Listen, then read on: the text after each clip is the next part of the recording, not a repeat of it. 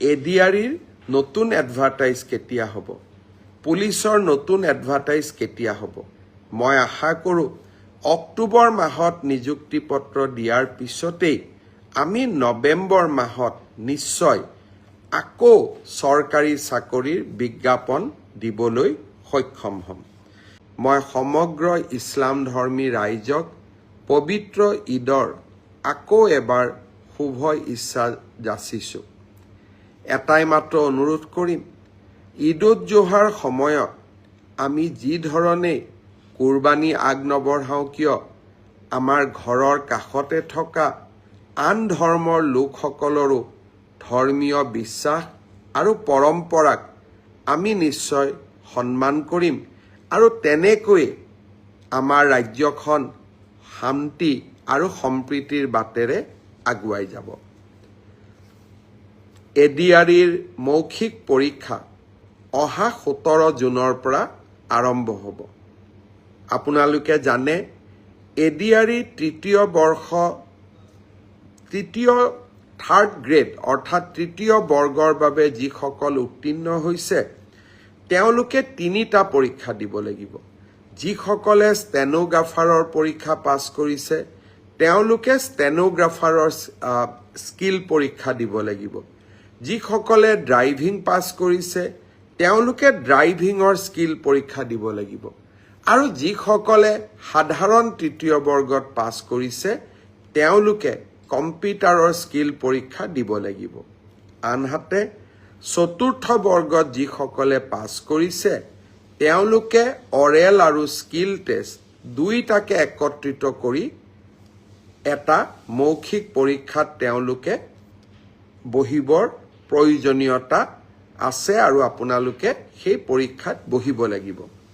মই আশা কৰোঁ আমি জুলাই মাহৰ 15 তাৰিখৰ আগতে এই মৌখিক পৰীক্ষা বা স্কিল পৰীক্ষাৰ গোটেই পৰ্যায়টো শেষ কৰিম আৰু মই আগতেই কৈ অহাৰ দৰে 10 অক্টোবৰৰ দিনাখন আমি আপোনালোকৰ হাতত যোগ্যজনৰ হাতত নিয়োগ পত্ৰ তুলি দিবলৈ প্ৰচেষ্টা কৰিম।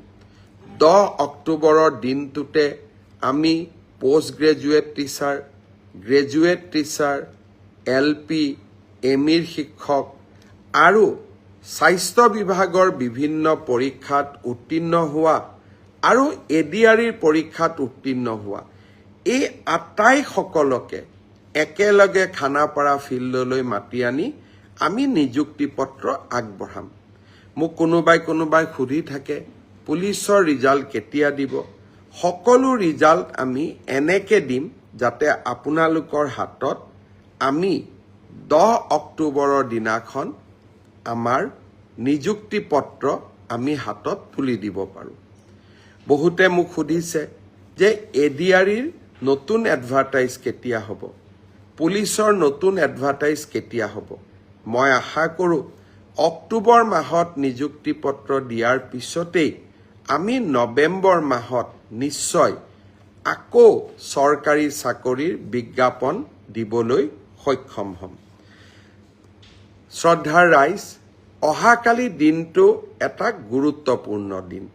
চৰকাৰী বিভাগসমূহত স্বচ্ছতা ঘূৰাই অনাৰ ক্ষেত্ৰত, দুৰ্নীতিৰ সৈতে যুঁজাৰ ক্ষেত্ৰত আৰু চৰকাৰী কৰ্মচাৰীসকলক সকাহ দিয়াৰ ক্ষেত্ৰত শদিয়াৰ পৰা ধুবুৰীলৈ আমি সকলোতে চৰকাৰী চাকৰিত যোগদান কৰিব লাগে।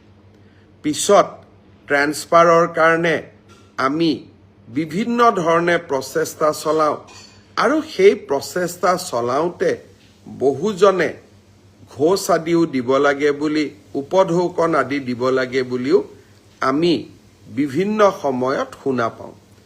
ভাৰতৰ ভিতৰতে এইবাৰ মই এটা নতুন ব্যৱস্থা লৈছিলোঁ। শিক্ষামন্ত্ৰী থাকোঁতে শিক্ষা বিভাগত আৰু এইবাৰ আমাৰ চৰকাৰী বিভাগত তৃতীয় চতুৰ্থ পুলিচ সকলোৰে বাবে যে আমি মিউচুৱেলি ট্ৰান্সফাৰ নকৰোঁ কিয়। বহুজনে আবেদন কৰিছিলে কিন্তু আমি প্ৰায় 9,000 জনক এই মিউচুৱেল ট্ৰান্সফাৰৰ কাৰণে বিভিন্ন পৰীক্ষাৰ পিছত যোগ্য বুলি বিবেচিত কৰিলোঁ।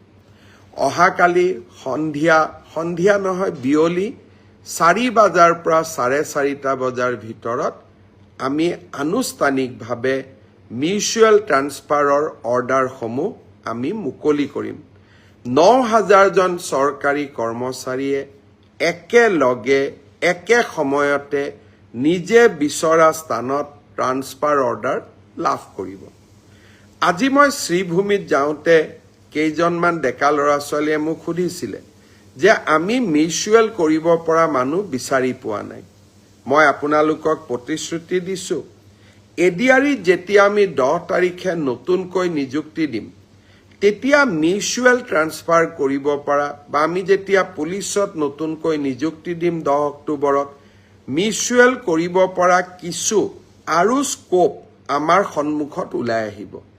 লগে লগে নৱেম্বৰ মাহত আমি আৰু এবাৰ মিউচুৱেলৰ পৰ্টেলটো মুকলি কৰি দিম, যাতে আপোনালোকে চৰকাৰৰ নিৰন্তৰ স্বচ্ছতা আৰু চৰকাৰৰ ইতিবাচক পদক্ষেপসমূহত ভাগ ল'ব পাৰে।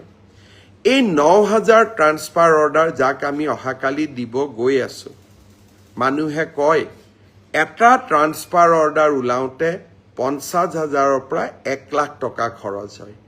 এতিয়া আপোনালোকে নিজে হিচাপ কৰক, 9,000 পূৰণ 50,000 কিমান হ'ব, 9,000 পূৰণ 1 লাখ কিমান হ'ব।